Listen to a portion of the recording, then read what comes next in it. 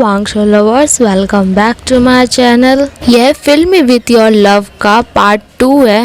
मैं पहले अब्दुल जी को शुक्रिया कहना चाहूँगी। उनका मेरे पास कमेंट आया, उन्होंने अपने दिल की बात मेरे सामने रखी।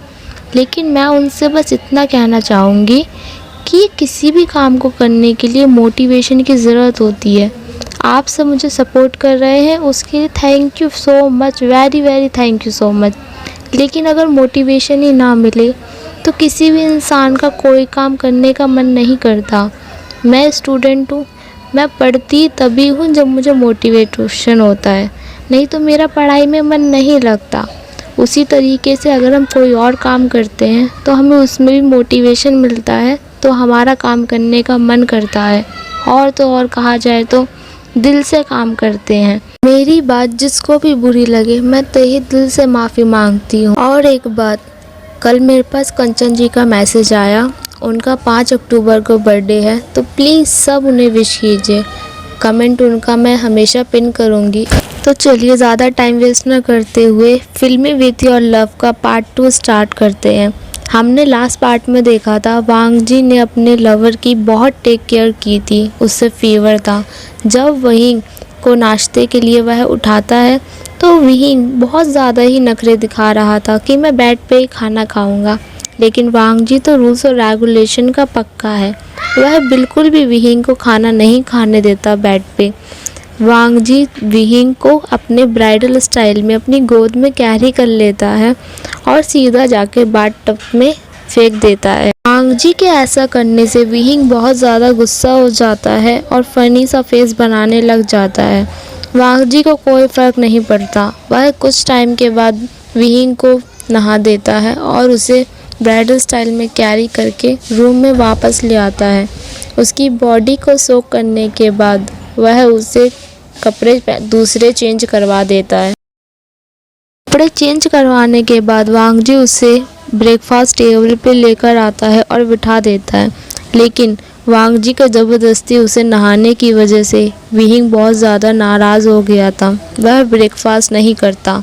वांग जी को गुस्सा आता है और वह ज़बरदस्ती विहिंग को फीड कराने लग जाता है और कहता है तुम बीमार हो, तुम्हें मेडिसिन भी लेनी है और इस तरीके से नखरे दिखा रहे हो छोटे बच्चों की तरह। विहिंग पाउडर बनाते हुए कहता है मैं खुद खा सकता हूँ, तुम जानते हो अभी तुमने कहा है मैं बच्चा नहीं हूँ। वांग जी उसे कहता है चुप, एकदम चुप, खाते टाइम बात नहीं करते।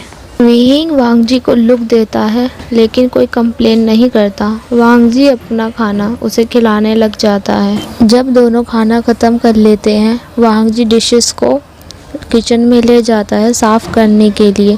विहिंग वहीं टेबल पे ही बैठा था।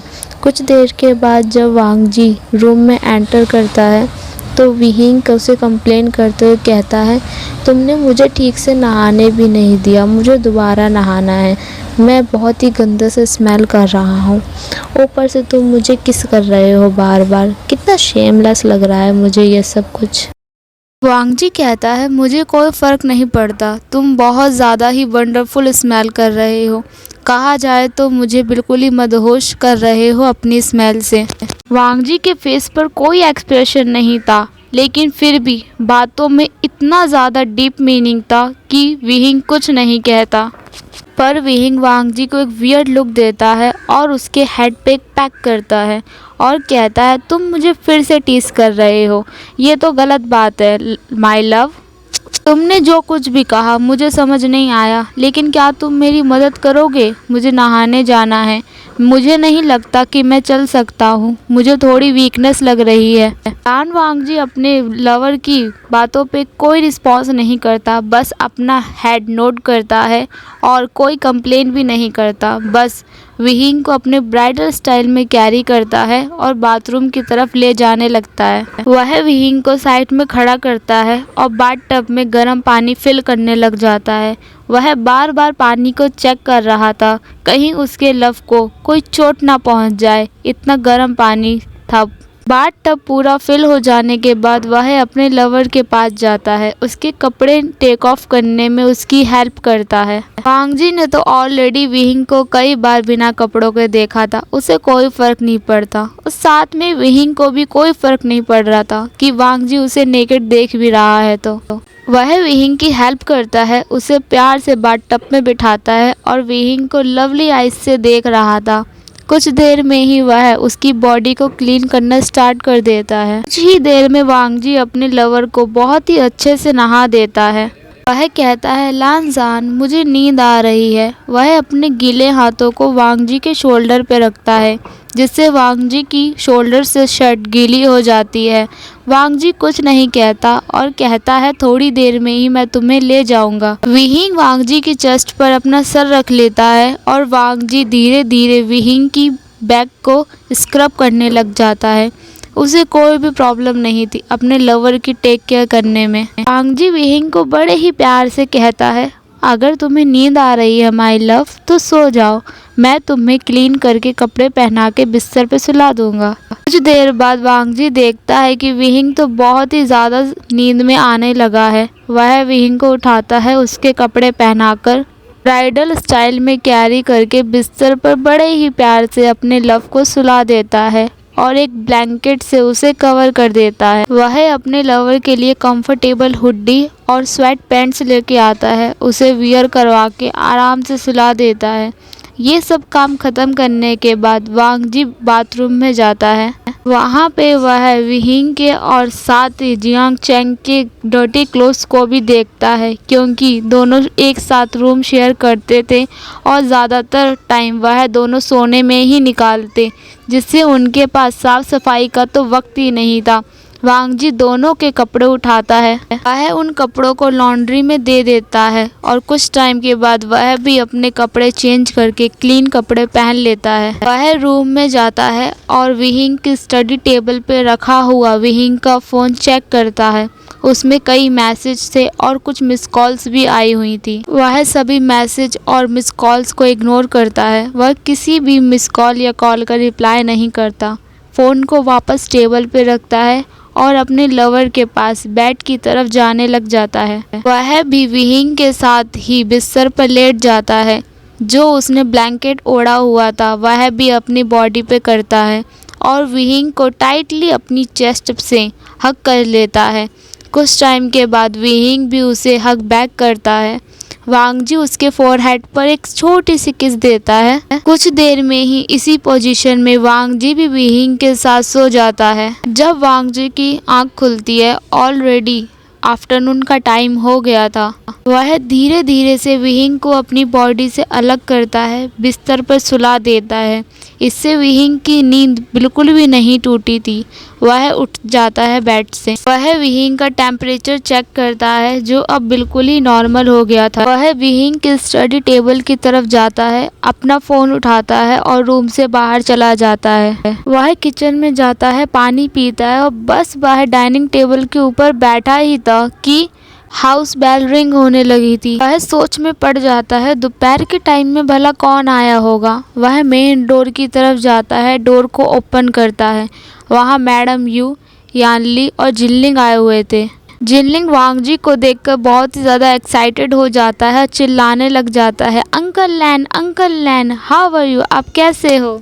वांग जी की सिर्फ कमर तक ही आता था। वह जोर से टाइटली वांग जी को हक कर लेता है। जियांग यानली अपने बेटे जिनलिंग को समझाते हुए कहती है, तुम्हें ऐसा नहीं करना चाहिए, ये बहुत ही इम्प्रॉपर और इम्पोलाइट बिहेवियर है। वांग जी जियांग यानली से कहता है, कोई बात नहीं, बच्चा है वो, उसकी ये सब तो हरकतें होंगी ही, वह थोड़ा सा नॉटी भी है। और कहता है, आपको इसे डांटने की ज़रूरत नहीं है, ये बहुत ही प्यारा है, मुझे ये बहुत ज़्यादा पसंद है। जितना ये मुझे पसंद करता है उससे कई ज़्यादा मैं इसे पसंद करता हूँ। वांग जी मैडम यू की तरफ टर्न होता है, उन्हें ग्रीट करते हुए कहता है, good afternoon Mrs Jiang. Madam Yu Wang ji से पूछती है, कहाँ है वो, सो रहा है क्या हमारा प्यारा नॉटी बनी। वांग जी उन्हें अंदर आने का रास्ता देते हुए कहता है, हाँ वो अभी सो रहा है। मैडम यू फनी स्माइल करते हुए कहती है उसका कुछ नहीं हो सकता, थोड़ी सी बारिश में ही वह भीग जाता है।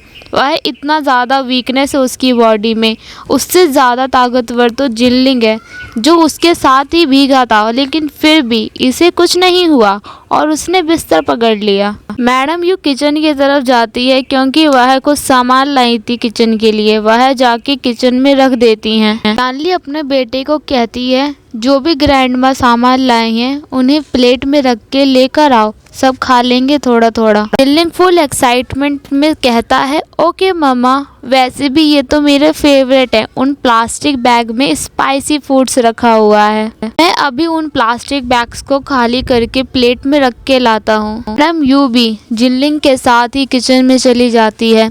तब यानली लांजान से कहती है प्लीज़ मम्मी की बात का बुरा मत मानना, वो इस तरीके से बात करती हैं कि सामने वाला डर जाए, लेकिन वह आशियन से बहुत ज़्यादा प्यार करती हैं, लेकिन वह दिखाती नहीं है। और वह कहती है मैं जिनलिंग को इसलिए लाई क्योंकि वह भी बहुत ज़्यादा ही डिप्रेस फील कर रहा था कि उसकी वजह से आशियन मामा बीमार पड़ गए। वह भी आशियन को बहुत ज़्यादा ही पसंद करता है, बहुत ज़्यादा ही प्यार करता है। वांग जी बस अपने हेड को नोट करता है। यानली अपने आशियन के लिए बस किचन में सूप बनाने के लिए जा रही थी। वांग जी पूछता है क्या आपको हेल्प चाहिए, मैं भी आपकी हेल्प कर सकता हूँ। यानली वांग जी की बात का कोई जवाब नहीं देती, बस उनसे कहती है आप जाइए आशियन को कंपनी दीजिए, मैं सब कुछ संभाल लूँगी। वांग जी हाँ में सर हिलाता है और विभूषण के रूम की तरफ जाने लग जाता है। वह देखता है विहिंग तो बिस्तर पर बैठा हुआ था, उसकी नींद कब खुल गई किसी को पता नहीं चला। वह तो थोड़ा गुस्से में, लेकिन वह पाउट बना के बैठा हुआ था क्योंकि उसकी जो लव था वह उसके पास नहीं था, जबकि उसे फील हो रहा था कुछ टाइम पहले कि उसका लव उसे टाइटली हग करके वार्म फील करवा रहा है, लेकिन जब वह उठा तो वह पास में नहीं था। इस बात से वह थोड़ा गुस्सा होकर पाउट बना के बैठा हुआ था। विहिंग को सैंडलवुड की स्मेल आने लग गई थी, वह देखने लग जाता है इधर उधर। वह वांग जी को गेट के पास खड़े हुए देखता है जो बस कॉन्टिन्यूसली ही उसे ही देख रहा था। विहिंग पाउट बनाते हुए सिडक्टिव वॉइस में कहता है माय लव। लांजान का ध्यान उससे हटकर उसकी बातों पे आ जाता है। वांग जी भी उसका आंसर बहुत ही सिडक्टिव वॉइस में देता है यस लव, बोलो। गुस्सा करते हुए कहता है क्या कर रहे हो।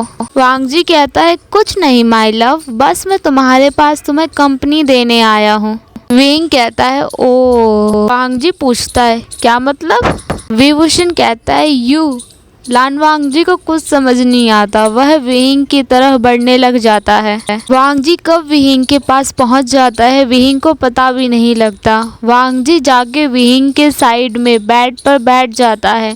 जब विहिंग को एहसास होता है कि वांग जी उसके पास है, वह अपना हेड वांग जी के चेस्ट पर तुरंत टिका लेता है। विहिंग अपना एक हाथ वांग जी के गाल पे रखता है और अपना सर वांग जी की चेस्ट पर और कहता है मैं एक विश करता हूँ कि हम दोनों हमेशा यूं ही एक साथ रहें। वांग जी कहता है नहीं, तुम यहाँ से मेरे साथ चलने वाले हो, मैं वहाँ अकेले रह रहा हूँ। विहिंग खुद को वांग जी से अलग करते हुए कहता है मैं इतनी जल्दी जियांग चेंग को यहाँ अकेले छोड़ के नहीं जा सकता। वांग जी कहता है तुम उसे छोड़कर मत जाओ, ब्रदर उसके साथ ज़्यादा से ज़्यादा वक्त बिताएंगे, लेकिन तुम मेरे साथ मेरे घर पर शिफ्ट हो जाओ माय लव प्लीज़।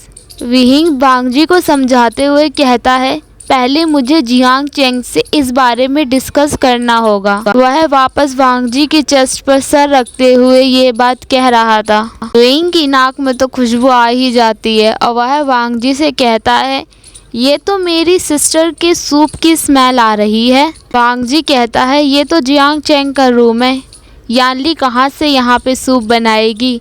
उनकी बात ख़त्म भी नहीं होती, मैडम यू रूम में एंटर हो जाती हैं। मैडम यू के हाथों में सूप से भरा हुआ बाउल था जिसकी स्मेल विहिंग को बहुत ही ज़्यादा अच्छी लग रही थी, क्योंकि वह स्मेल से ही समझ गया था ये सूप किसी ने नहीं उसकी सीजी ने बनाया है। मैडम यू विहिंग से कहती है तुम इतनी जल्दी बीमार कैसे पड़ जाते हो नॉटी बॉय। विहिंग तो पहले ही बहुत ज़्यादा डर गया था मैडम यू को सडनली रूम में एंटर करते हुए देखकर। वह तो वांगजी से भी खुद को बहुत दूर कर लेता है और मैडम यू की ये बातें उसे और भी ज़्यादा डरा रही थी। विहिंग स्टंट आवाज़ में कहता है, madam Yu good afternoon. Madam Yu कहती है, no no I am queen. Suddenly room में जिल्लिंग की आवाज़ गूंजने लग जाती है, अंकल वी अंकल वी। विहिंग देखता है कि जिल्लिंग उछलते कूदते हुए रूम में एंटर हो रहा है। मैडम यू जिल्लिंग से कहती है, आलिंग इतना शोर मत मचाओ, तुम्हारे शोर की वजह से अंकल भी उठ गए हैं, उन्हें रेस्ट की ज़रूरत है। मैडम यू के इतना कहते ही विहिंग के कानों में एक और आवाज़ गूंजने लग जाती है, आशियन आशियन। विहिंग तो आवाज़ को सुन के ही समझ गया था ये उसके सीजी की आवाज़ है। विहिंग चिल्ला के कहता है, सीजी आप आ गई। यानली भी विहिंग का साथ देते हुए कहती है, आशियन उठ गए।